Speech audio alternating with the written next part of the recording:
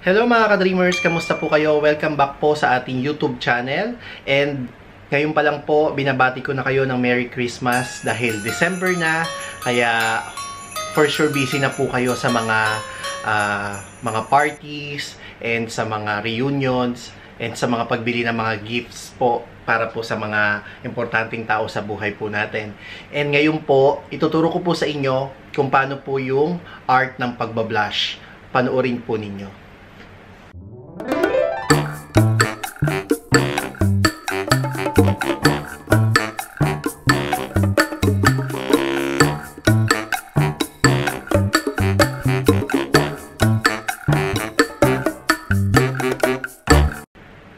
So, ayun nga po. Ituturo ko po sa inyo paano po ang tamang pagbablush. And, itatry ko po siya sa both face ko, pero magkaiba pong technique ang gagamitin ko. Ang pagbablush po ay nagbibigay ng warmth, saka po glow sa skin, kahit po hindi tayo gumamit ng highlighter. Pag meron po kayong blusher, nagbibigay na siya ng kakaibang sigla sa ating skin. And, may mga techniques po kung paano po mag-blush. Unang-una po is meron po tayong sculpting, meron din tayong volumizing, meron tayo na lifting effect kung paano po siya, kung paano po yung pagbablush. And ituturo ko po sa inyo kung paano po gawin yung mga yon. Unang-una po, syempre kailangan po natin ng blush. Ang gagamitin ko pong blush ay ito po, meron po akong bagong bili. Ito po yung Tarte High Performance Blush. Alam niyo naman po, mahilig ako sa mga palettes. So, ito po yung kinuha ko. Ganito po siya. Ayan po. May 10 colors of blusher po. Kasi as a makeup artist po, mas mahalaga po sa amin yung mas maraming references na mga colors. So, ang kinukuha ko po lagi is yung mga palette nga po. Katulad po nitong Tarte. Wala po siyang amoy, pero pigmented po ito. Exclusive po ito sa Sephora.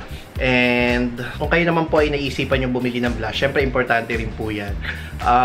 Kumuha lang po kayo ng shades according to your skin tone. Kung yellow undertone po kayo or medyo tan, kuha po kayo na medyo orangey or flashy color.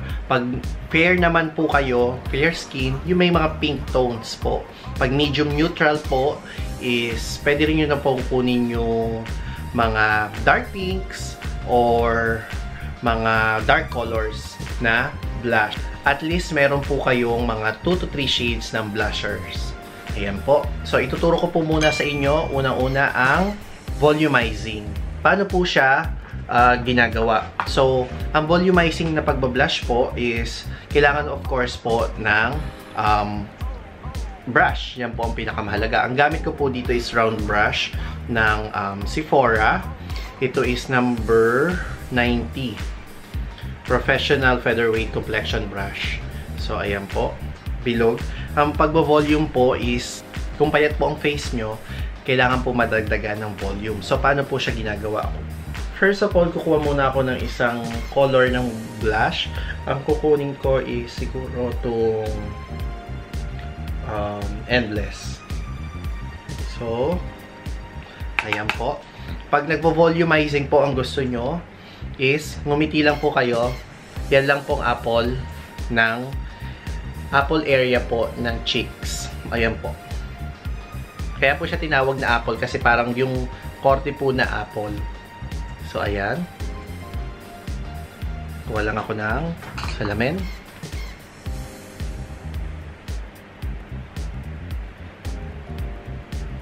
Pabilog po ang application.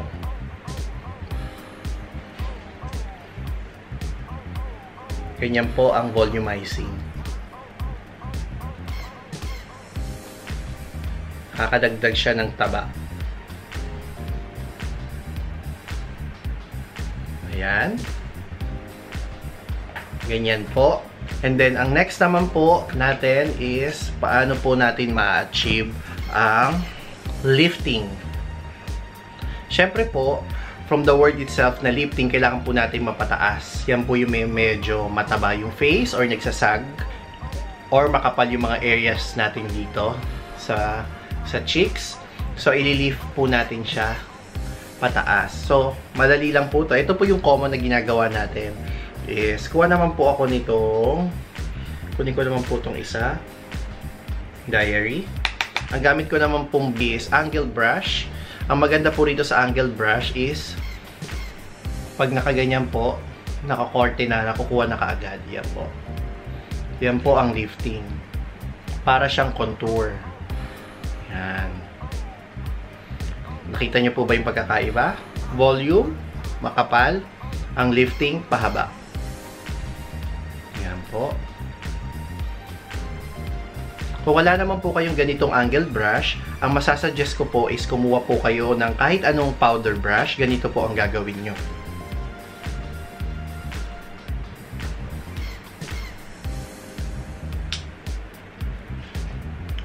Katulad po nito, may powder brush po ako. Ayan. Ang pinakamaganda pong gawin is i-press nyo. I-press nyo, ayan po. Yun po ang pang ililift nyo.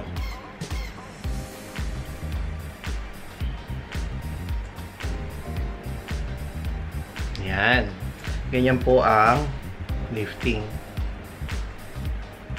Tandaan nyo po, volumizing and then lifting.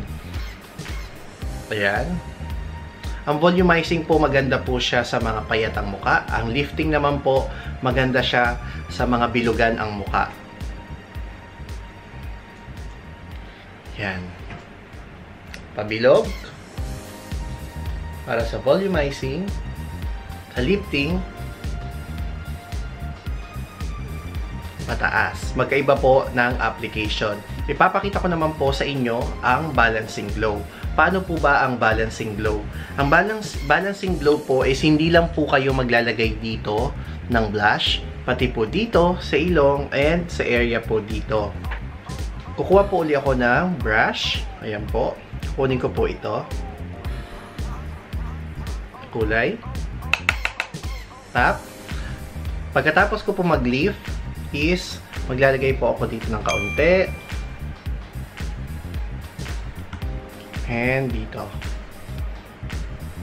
Kung napapansin nyo po dati, di ba? Pag nagbablush, naglalagay din ng ganito.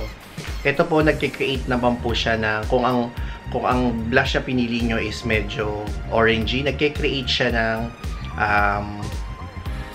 sun-kissed look. Kasi nga, nilalagyan natin itong area to, ito, dito, pamistisa effect kunyari. Yan.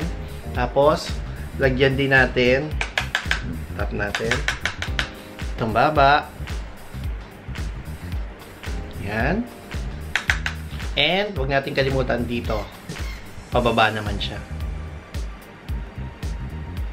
Yan, ilong. Yan po. Ito. Pababa. Ayan naman po ang balancing glow. Para po naman to sa mga fair complexion or mapuputla masyado. Pero pwede nyo rin pong gawin to kung medyo gusto nyo po yung, yun nga po yung sun-kissed look. Yan. Yan. And may isa pa pong technique na usang-uso ngayon, yung drunken blush. So, paano po yung ina-achieve? Ganito po. Since naka-scalp na po kayo, umupo ulit kayo ng isang blush. Yung lift effect nyo po, i-adjust natin hanggang dito sa may ilong. Ang drunken blush po is yung para daw po kayong tipsy or nakainom na mamula-mula.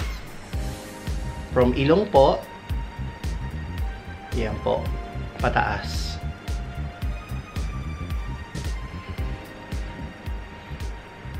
Ayan.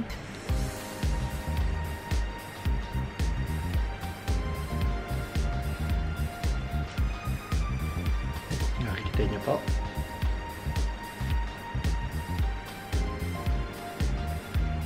Pwedeng-pwede nyo itong gawin or may idea na po kayo sa mga parties nyo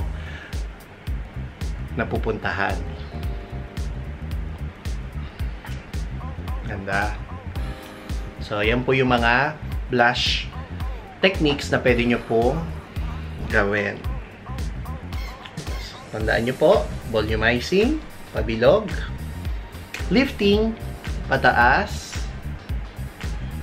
balancing, konti po dito sa tip na ilong, dito po sa taas, and dito po sa area ng neck. And then, ang drunken look naman po, from the nose, pataas po. Dito po is volumizing lang ginawa natin. Very natural lang po dapat ang application. Mga ka-dreamers, sa mga susunod po na mga videos natin, and pag malapit na po Christmas, wag po kayo mag-alala, magkakaroon po tayo ng mga giveaways para po sa mga lagi nagko-comments and para po sa mga masugid nating mga taga-subaybay. And maraming salamat po. Ayun po, kung nagustuhan nyo po itong techniques na tinuro ko sa inyo, huwag nyo pong kalimutan mag-subscribe, like na rin po, hit nyo po yung bell button para po sa susunod na pag-upload ko is ma-notify din kayo agad. Huwag nyo rin pong kalimutan other platforms ko po, yung Lizap Makeup sa Instagram and sa Facebook. Maraming pong salamat and advance Merry Christmas po. God bless po sa inyong lahat. Bye-bye!